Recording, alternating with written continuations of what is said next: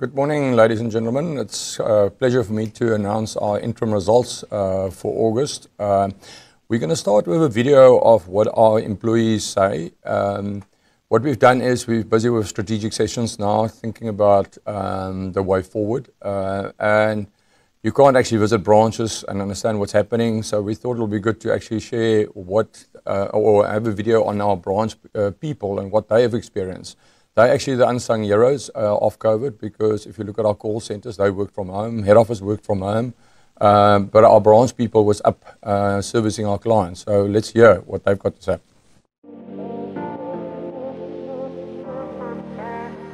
Infecting your loved ones, that is the worst fear that we have right now. I recently lost my aunt to the coronavirus, so that's a large fear. Planning, I would say, has been a challenge for us because we constantly have to adapt to people being off sick or the amount of clients we can have in the branch. Being someone who wears glasses, having to wear the masks, as well as the face shield and whatnot, so there's always schemes. We help clients with everything, especially with their phones. Now we cannot even touch their phones. So we can't connect like we usually connect with the clients anymore. Sometimes if a married couple come, right, husband and wife, we can only help the husband or can either help the wife. They feel they don't understand why can't, if they live together, why can't they sit together and be served together? Since this COVID thing now, clients have realized that they need to go to a more digital platform.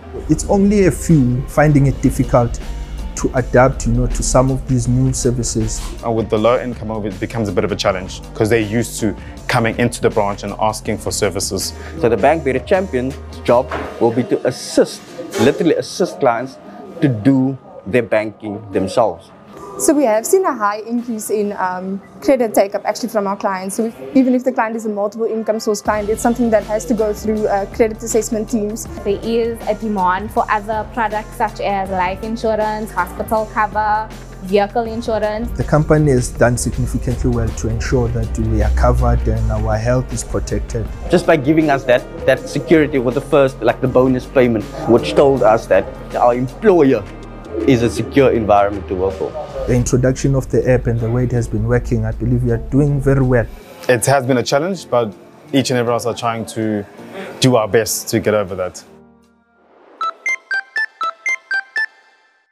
Yeah, okay. If we look at the Capitec reflecting on the past 6 months, I think the one thing that stands out, there was a tough environment from a credit perspective, but then from a transactional income side, we did exceptionally well. Our income from operations is up 10%, which I think is exceptionally good. But then, yeah, the moment you bring in the credit side, we've taken the whole COVID provisioning up front, so we've provided the extra 4.2 billion for COVID, and that reflects then into our net profit. That's down 79% at 650 million. We're seeing a very strong growth in clients still, up 2 million from last year. But I must say in the last 6 months it actually surprised us, but we picked up quite a lot of the social grants that's been paid out, the so-called 350 rands that's been paid out. About 60% of the clients that we acquired was for the 350 rand, but I think still very strong client number growth. Client income impacted by lockdown, I'm going to elaborate on that later on, but what we're definitely seeing is that your lower income people has been affected more than your higher income. But on the credit side, we're seeing basically about the same levels of income than we saw before the lockdown. The industries are definitely starting to recover. I think the one that's still under severe pressure is the whole travel and hospitality industry. And then very strong digital adoption. I think if you look at our digital side, our digital transactional volumes is up 52% from last year. So I think that tells you that people is actually starting to switch to digital. But cash is still people are making use of cash. We're at the same levels as last year. And the one that surprised us to a certain amount is that there's still a very strong savings culture. Our savings growth is still there, but a very subdued appetite for credit. I looked at TransUnion numbers this morning where they looked at unsecured and said that the number of applications year on year is down 47%. So we're definitely seeing that same.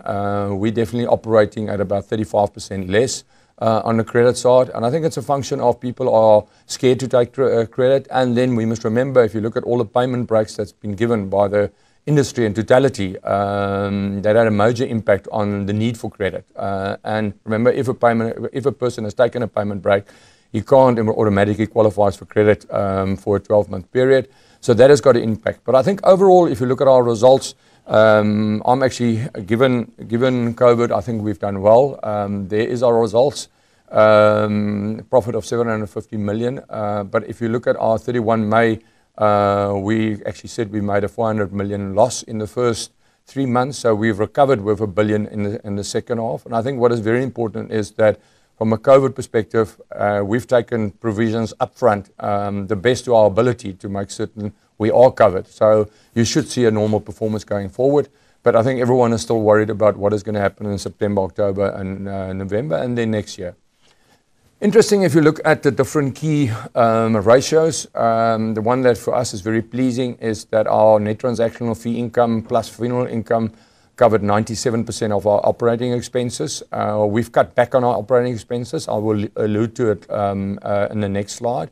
But yeah, I think we've always said we want to cover 100% of our OPEX. We want to cover both transactional income. And then transactional fee and funeral income to net income. If you leave the impairment charge in, then it's 86%. If you take that out, 47% of our income is coming from transactional income. And it just shows, again, the very strong transactional base we've built, and our dependency on credit has gone down over years. Cost to income is straightforward at 40%. Retail is operated at 38%. And business banking is at 56%, giving you an average of 40%. So I think, yeah, in line with our expectations. And the capital adequacy, the drop from 34 to 31 is purely when we bought Mercantile. And the difference between 31 and 30 is purely rounding. The one is 30.4 and the other one is 30.5. So I think the message here is that we've got a very strong capital adequacy ratio and we've got sufficient capital. That is just looking at the income statement. If you look at what we've announced, our group results for August 2019 doesn't include Mercantile. So we've just done a comparison that you can look at the group versus retail, or 2019 versus 2020. So you can see if you leave Mercantile in, income from operations is up 10%. But income from, if you compare like for like, we're up 4%. And then you can see the COVID impact, 4.2 billion. And then an extra 190 million that we've brought in for Mercantile, which I will lead later on. And then from a retail perspective, we've brought in, our OPEX was 2% down. We basically, when COVID happened, we've actually stopped all recruitment of people, and we've only started opening up now in September onwards. So we again starting to employ people. We had to bring into our call centers and our branches. We're bringing in about 200 people, given the need and client numbers that's growing. And then on our specialized fields on data science and on digital and on credit side, we employing people. But I think if you take out the credit impairment charge for COVID, I think a relatively strong performance given the economy and what's happened. And given that if you look at Capitec, these results are basically 100% in COVID because it actually covers the periods from March to August. And as you all know, COVID started in the third quarter of March. So I think a strong performance from there. If I look at the retail growth, yeah, it's nice to talk about the 14.6 million active clients. Remember, active clients, our definition is that this person is earning us income. But what really drives it is the 3.8 million banking clients, which is what we call quality. So that is clients that has got a stable inflow, it's got remote banking, they use the app, they've got card purchases and debit orders, so that's our definition. And then I think very promising is that 46% of our clients is in a young age group, which is potential for the future. 5.5 million of our clients are savings clients. And then on the insure side, we basically at active, close to 1 million active clients on insure and funeral. And the credit lines dropped slightly, and that's purely because of the fact that when COVID happened, we actually cut back credit with about 20%. So your credit lines will be down from that perspective. But I think this is actually the real client growth that we actually are monitoring, and that is actually driving the transactional income. What we've seen definitely in the COVID is that the lower income segment were much more severely affected. If I'm talking lower, it's people earning less than 7,500 rand.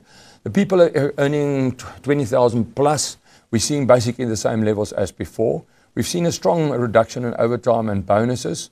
Basically everything has been stopped. But it's quite interesting if you look at overtime, for example, talking to some of the owners of construction companies and other businesses, what they have done is they have cut salaries to, let's say, 80%.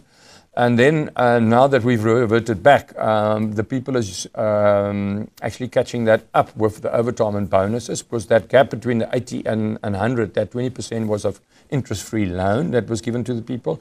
And now it's been catch up with overtime and bonuses.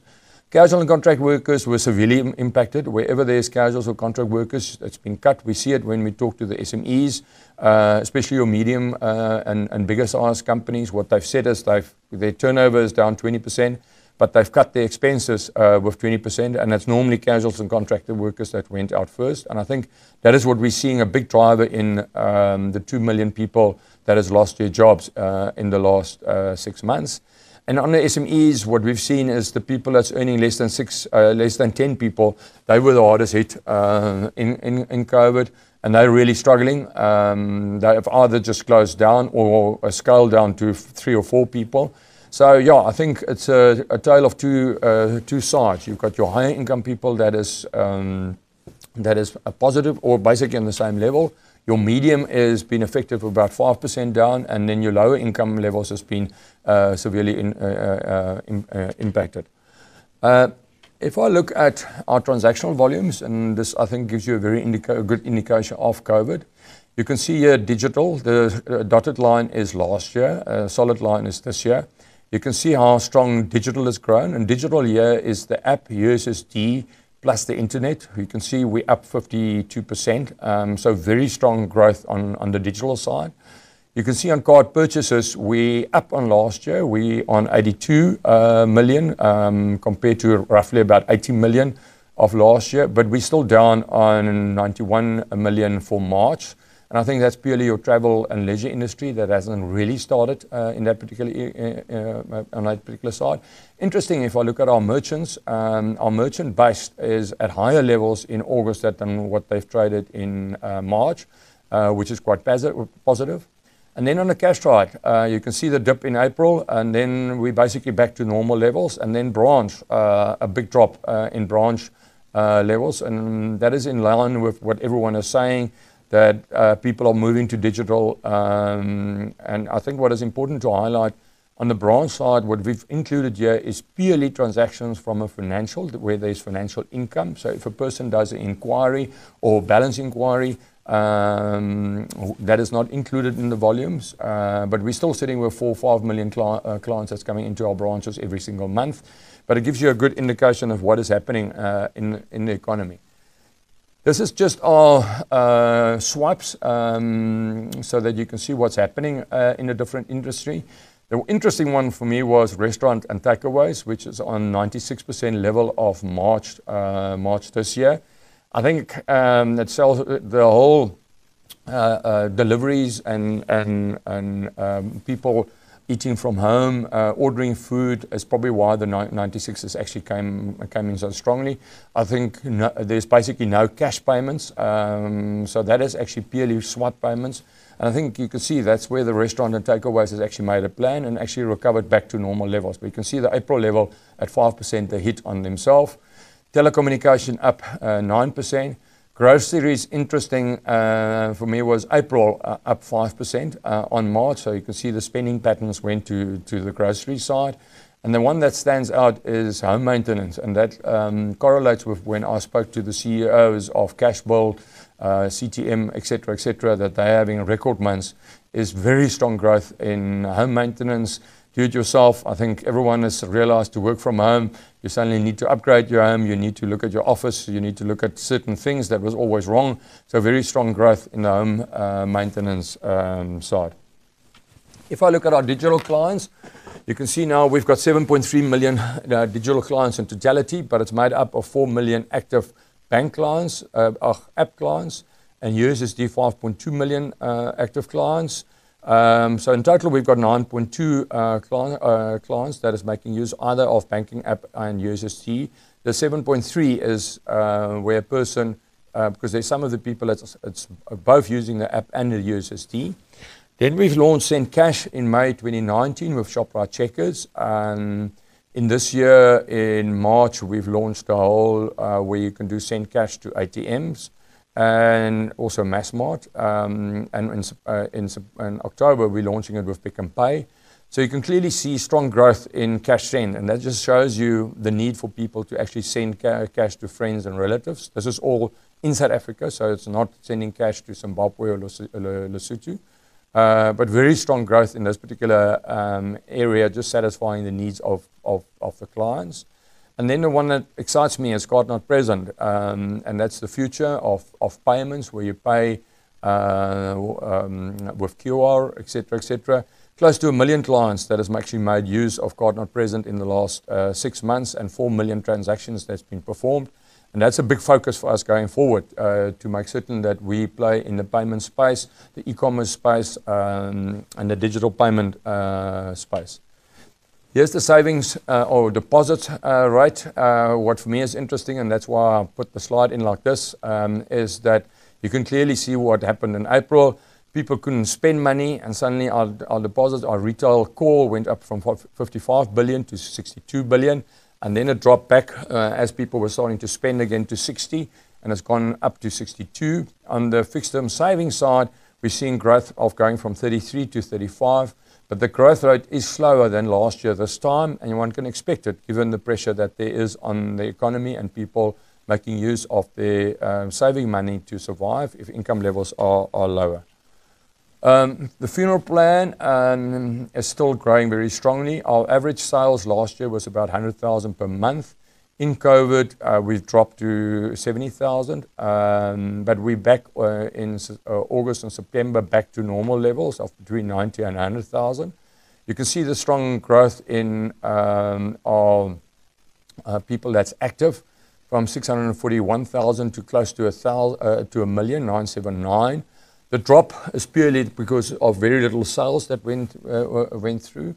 And then on the collection side, we're seeing very strong. We've implemented the mercantile payment collection system, where our collections has actually gone up from 80% to 90%. So that's been very strong and very interesting. Also, the average premium that's moved up from 190 Rand to 210 Rand. So we're still very happy with this product. The product is going very strong. I think the only interesting one is if you look at death claims. We actually saw a spike in June and July on death claims, no claims coming in April and May, and then dropping back in August and September to normal. But if you look at the credit side, our death claims is far below our expectations. We actually saw the opposite. So we believe there's still very strong growth in the funeral side. I think the question that everyone has got is retail credit. If you look at retail credit, the way we've handled retail credit is we've broken it up into 3 phases. We set the initial shock, that was that March, April, May. Then the aftershock, how do we manage the aftershock? And then the recovery. And the recovery is actually understanding what is happening not only in South Africa, but also internationally. What impact internationally has got on our clients. Are we exporting? Are we importing? All of those factors are being brought into consideration when we look at the recovery phase. I think the point that I want to highlight, which I believe we did very well, is that we're very agile on our credit risk management. We were actually basically on a daily basis monitoring exactly what's happening on the credit side. And we've made changes to our credit policy, our appetite on a continuous basis as we see what is happening in the economy. We're analyzing the economy in totality, internationally as well as local. We're looking at the industries, we're looking at employers, we're looking at clients, we're looking at income levels, we're looking at behavior. So we're going through the whole client profile in totality. In the first one, initial shock, I think the first thing we did is to cut our credit policy with 20%. Certain industries were cut more than other industries, but on average about 20%. Our branches was actually operating at a 50% capacity at that particular stage because of level 5. which impacted your sales. And then we focused completely on giving payment relief to our clients. So we gave payment breaks as well as variable rescheduling to our clients. Phase 2 was in basically about July. We actually understood better. We went to level 4. We opened up slightly. Our branches was operating at 70%. And then we launched the access facility in early May, and I will allude to the access facility. We understood that we have to help our clients with an emergency loan. An emergency loan is purely that the person has lost his income in April. So what do? You need to look at 3 months' income, and then we had to average things and actually exclude April. So we launched that loan to help our particular clients. We granted about 25 million in that, and we've discontinued that particular loan. And then what we focused on very strongly, and I think where we differentiated from all the other banks, is bringing in behavioral incentives on our payment breaks and our variable rescheduling, and I will allude on that later on more detail. We've made we relaxed further in September. And I think it's in line. We're currently looking again at to look at making changes in October and November, but that will be based because there's certain places where it's going better and certain places that's getting worse. And then I think what is important, we've seen like in the travel and hospitality industries, those people are still under pressure, and we have limited relief campaigns, especially on those industries. I think this gives you a very good indication of the way we've managed COVID. I'm going to start with government, municipalities and parastatals. That gives you our exposure to government, municipalities and parastatals. So that's 45%, manufacturing 18% and mining 11% and travel and leisure 2%. Then we did, as I explained, we're looking at the economy in totality. We look at the industries. We took a risk view, and on our normal PDs, we've added extra PDs, a probability of default on those particular industries. So if I take mining, we've in our first April forecast, we added 10%, and in the August forecast, we dropped that to 8%. And these percentages and risk profiles was used to determine our COVID provisioning, to understand our risk, and that's been brought in. So if I think the easiest one is on travel and leisure, you can see that drop of 10% as we're understanding, and we're seeing better performance coming through. This gets updated basically on a weekly basis, and then on monthly we make calls to say, do we have to adjust, yes or no? This then also gets brought into our provisioning models to adjust our provisioning models where necessary. This was the interesting slide on client inflows. Remember, we stated before that we've actually moved away from the lower income segments as well as the small and tiny companies. That's where we saw the biggest risk. And I think that's also reflected in the income levels here. You can see what's happened. On average, people are earning, our credit lines is earning 95% what they have earned in March. Government is basically about 100% the same. And then you can see travel and leisure, that's dropped to 68% in July, but it's coming up to 72%, and that percentage will probably climb. And that will also, if you go to the previous slide, you will see the impact on our probability of default that will probably improve as it's coming through. This is the way we grant, and that is in line with our strategic decisions. You can see if you add up the below 10,000 Rand, and this is gross salaries and it's gross advances, what we're currently granting is only 14% is for people earning below 10,000 Rand and below, and that's gross salaries. And then you can see how strongly we've grown in the 20,000 plus to 52%. So that gives you a feeling of our credit risk and how we've managed the credit risk.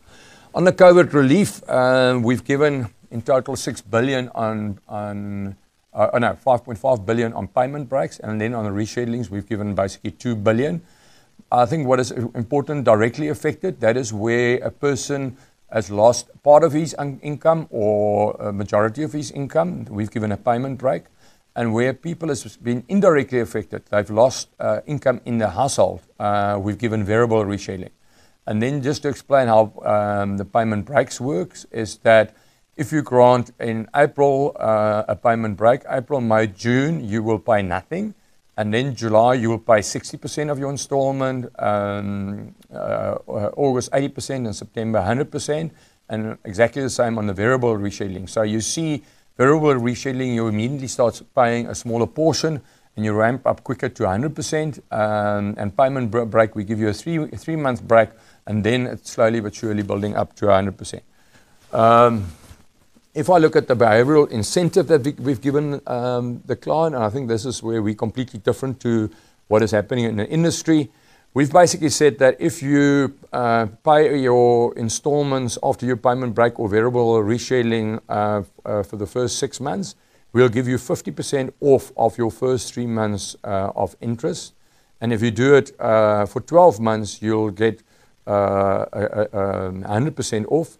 I think what is important here in all the models that we've run, we're trying to change the behavior of the client, that he focus on repaying Capitec. And then if he repays, there's a benefit for him.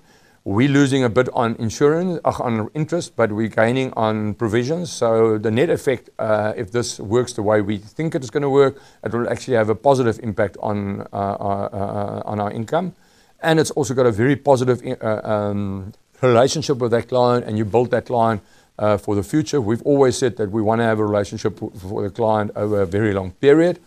There was a very comprehensive client communication journey where we're communicating. Still now, we're communicating on a frequent basis to those clients to inform them and to make certain that they understand it. If we look at the payment breaks, the success, the first payment success on payment breaks is around about 82%, very much in line with our expectations. And on the second payment, it's 93. The question is, why is the 93 versus the 83?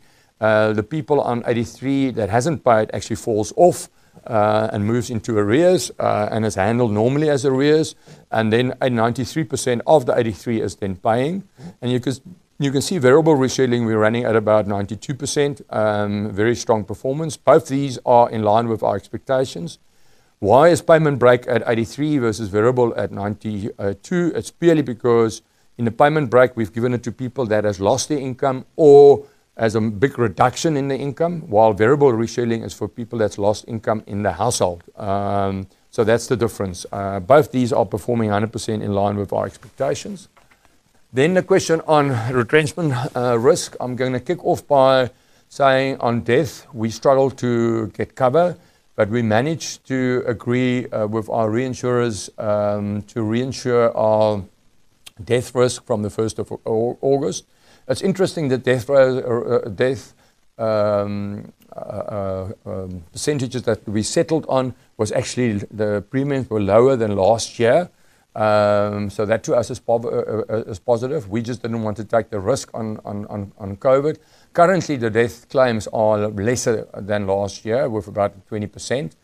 Then on retrenchment, you can clearly see here the claims that we've paid in 2020 and then in 2021. So if you look at that, the 381 versus the 248 million. But you can see what has happened. We saw basically very little claims coming in April, March, April, May. Then it spiked in June, and it's definitely coming down. So we're seeing a downward trend in our claims. And then we give you a breakdown of what has been paid by the reinsurers and what has been paid by ourselves. You can see what we're paying currently is about 60 million per month. I must just mention, and it's in the sense that there's an IBNR of 230 million, and that is being audited by Guard Risk and accepted by Guard Risk. And that's straightforward, basically a provision on future retrenchments that is in our figures. So far, retrenchments are performing actually much better than we anticipated, but I think it will be very important to see what happens in September, October, and November. If I look at our provisioning, you can see there's a 5% growth in book, and then you can see the 39% growth in provisioning. I think what is important is the just over 4.2 billion that we've provided. I think overall, if you look at our percentages that we provided last year, it was 20%, and this year it's 28%. And I think if you look at the up-to-date, it's increased from just over 6% to 8%. So we believe we've got a very conservative provisioning model, and as I mentioned to yourself, we are updating this the whole time as we're getting better information. Then the one that I'm really excited about is the new access facility that we've launched in May. It's exceeding all expectations. I think what is important, it's a lifetime facility. So if you're up to date and you're repaying it, then you never need to go back to a branch. So from that perspective, you can see the interest rate, the average interest rate is 17%, but you're taking out the cost of going to a branch and reassessing the clients. The product range is free from 3 months to 60. For me, what is quite nice is that for the monthly clients, the 1 to 6 traditional short-term loans that you can charge up to 60%. We're out of that market now, but that's been replaced by the access facility. The only people that we're providing the 1 to 6 month loans for is still our weeklies and fortnightlies. What is also important is that if a person doesn't use the credit, he doesn't pay any monthly fees. And what is happening is, let's say you've got an access facility of 100,000 Rand and you don't withdraw on it, then you don't pay interest. So if you draw 10,000 Rand, you'll pay interest on the 10,000 Rand. If you withdraw 20,000, you'll pay interest on the 20,000. With term loans, it's completely different. Since the moment you take out that loan, you start paying interest on it. So I believe this is a much better product, and we're excited about it. We've already got a book of 2.5 billion that's taken it up. The usage of that is about 50%. The September figure is already standing at close to 3.2 billion. So this product is really taken up, and we're very excited about this product going forward. If I look at business banking, I think everyone has seen it. We've made a loss of 47 million on the business banking. We've increased our provisions quite a lot. The total provisions is up 260 million, of which 190 million was COVID. I think what is important is we looked at our whole book, and if you look at the securities that we've got against the book, we've taken certain haircuts on it. So if we look at commercial property, we would have taken on the normal valuation, we will take a higher haircut than, for example, on individual mortgages. So we went through that book like that. We've classified it in high, medium, low risk. We've looked at who's taken payment breaks. We've taken who's taken a COVID loan. And all those factors were taken in consideration in that provisioning. So we're fairly happy with that. The lower lending income, investment income is purely because of the economy. What is interesting is that if we look at our overdraft that we have given people, the normal usage in March was 65%. I thought that will go up, and we actually asked the team to look at it. So we were scared that if you start getting to 100%, that you're under pressure. What is interesting is the average overdraft usage now is 45%. And you can see how people don't want to use credit and how the payment breaks is actually used. And then I've given you also then just a feeling of the client base. What is for us very encouraging is that we're still having every month record months of new clients actually joining us. On average, we're doing now about 3,000 clients per month joining the Mercantile Group. So we're still very positive. And on the deposit base, we saw a growth of 5% up from February, still very strong. The COVID loan scheme, I think everyone is criticizing on it, but I think it's a function of the payment breaks that's been given in the industry. We've got 1 billion from the Reserve Bank. We're up to date, or we've given 500 million, and our best estimate is we will probably move up to about 700 to 750 million. We've given 4.2 billion in COVID relief and payment breaks to people, to close to 3,000 accounts. On the first payment success, we are on a 77%, which is very encouraging. And then there's about 8% that we actually helped a second time. That's, for example, on the travel and hospitality industries. So about 4 or 5% of those people are actually in arrears. And credit impairments, I think I've alluded to the 265 million, and COVID specifically 190 million. You can see the credit loss ratio, because of how conservative we are is in the figures, we've gone up to 5% compared to 1.1% in February this year. I think the one area that we've done exceptionally well is focusing on our people and also on the community. We've implemented a new group structure successfully. So we've got Carl Kumba that is heading up the mercantile division. And then we've got Hank Lawrence heading up retail. And we've created a shared services to focus on shared services for both sides. Flexible remote working. People are working from home. I think our biggest challenge now is actually get people back to work at the office. I see Anton Friend is smiling here next to me.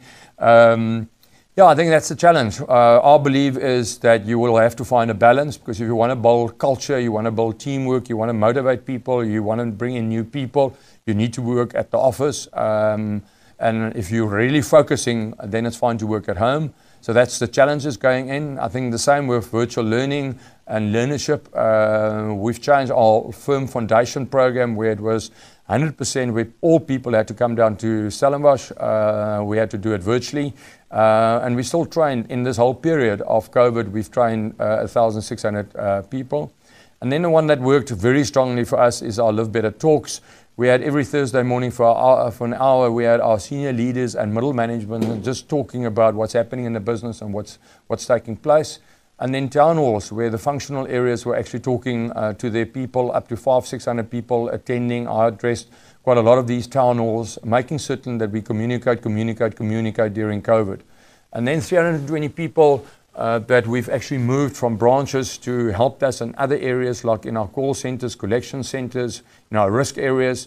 And that actually gave us a very good indication of where we need to go. And I'll talk about it later, is that our people should be flexible and should be able to work in different departments and different areas.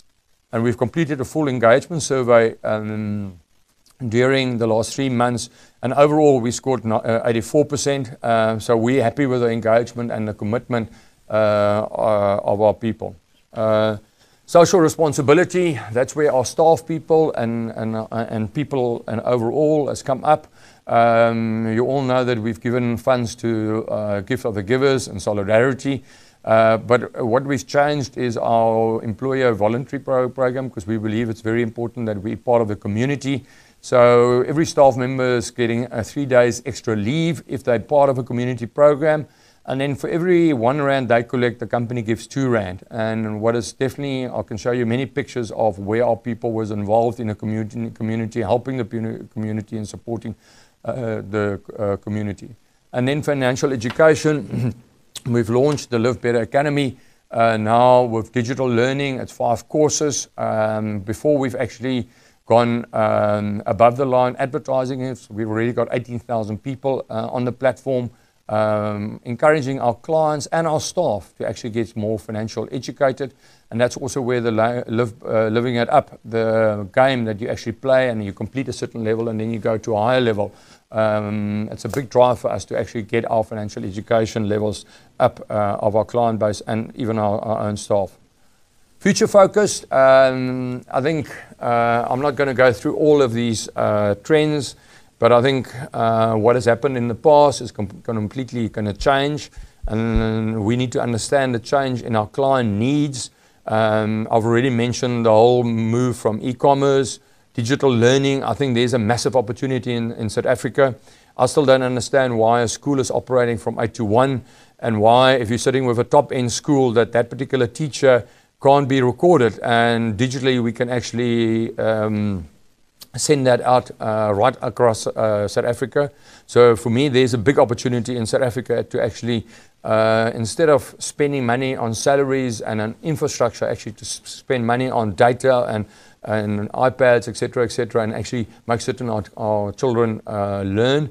Because if we want to grow South Africa, that's where it all lies. I think health is going to change completely. The old way of sending everyone to hospital doesn't work.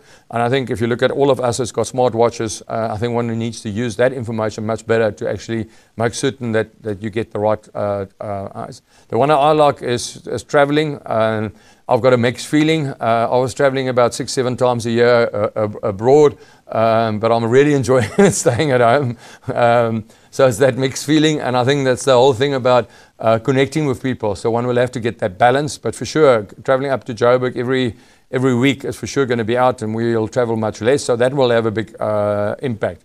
And I think what is the one thing that's actually really come out is with COVID is how important family and community is, a different way of life, and the values, again, that is important. Rather than looking at material things, buying things, rather spend quality time with your family, friends, and then in nature. I think that is very important. Why I've put this up, we're spending a lot of time understanding this, talking to our clients, talking to our staff, and all our strategies that we're busy formulating will focus on these particular areas. If I look at the business bank, the Section 54 will be completed by November, so then Mercantile won't be a company anymore, but then will be a division, and then we'll slot in.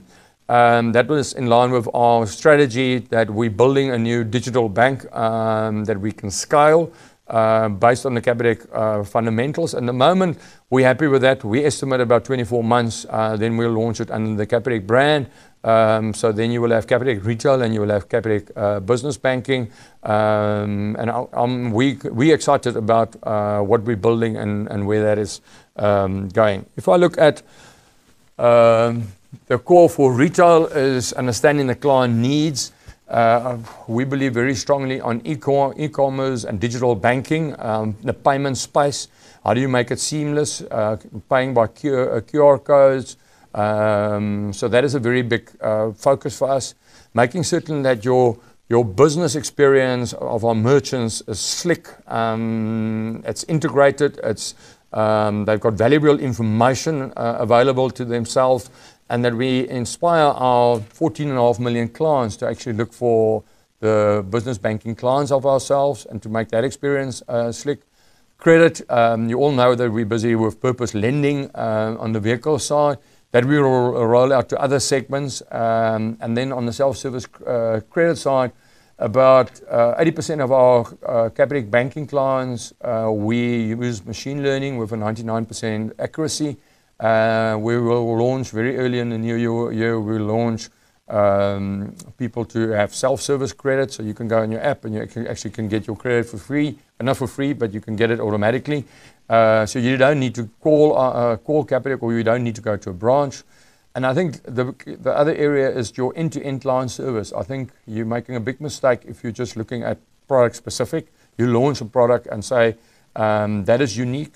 You need to look at your end-to-end client experience in branch, on your digital side, as well as on your call centers. So that is a very big focus for us going forward. And then the people side, I've spoken about flexibility and multi-skilling. Micro-jobbing, I believe, is going to be very important. So there's going to be a completely new way of work. And where we need to challenge ourselves is how do you motivate your people to work completely different? How there's a massive opportunity to develop people, because a person can work in this department this week and another department the next week, getting different skills. And I think the most important thing is how do you lead the people in this new way of work? How do you inspire the people? How do you motivate the people? So that's where our focus is to make certain we do that. We're still investing heavily in data science and data architects. We've got agreements with the University of Stellenbosch and UCT, where we've made a 20 million rand investment to make certain we've got the right people and the right skills going forward. I think the nice thing is about skills now is doesn't matter where you sit, you can still work for us. We had our first where a person decided to move abroad, but he's still working for ourselves. So it opens up the whole job market. So it's going to be very interesting to see how you move in this area, and I believe there's a lot of opportunities. And then lastly is on delivery side. If you want to deliver on your client needs, on your people side, I think there's only two words that stands out. It's to deliver in an agile manner, very quickly, very fast, because the world has changed and has changed dramatically. I've said that if I look at COVID, why did COVID force us to make massive changes?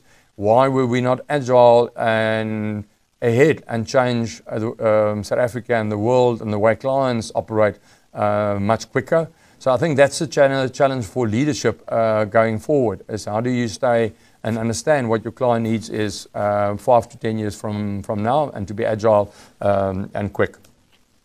Thank you very much. We will open up now to questions. Right, so the first question this morning is, Capitec has 14.6 million active customers. Stats SA publish 14.1 million employed people. What percentage of our clients are unemployed or in the informal sector?